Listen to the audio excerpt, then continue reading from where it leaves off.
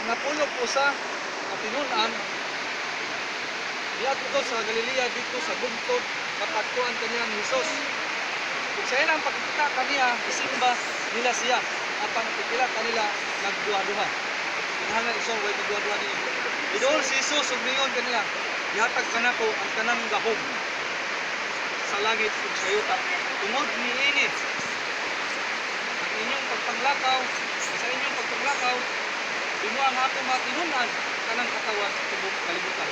Bunyagi sila sa ngalan sa mansanak o sa Espiritu Santo ug tudloy sila magtuman sa kanang akong isugod kanimo. Mag-isip ko mo bautismuhan og suong.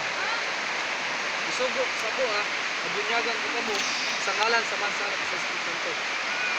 Himuon ko kamo matutod, himuon ko kamo mga tinunan.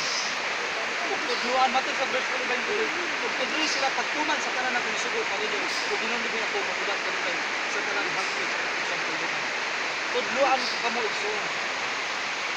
Ug ang Ginoo mag-uban sa inyo hangtod sa katapusan sa kalibutan. Amen. Amen.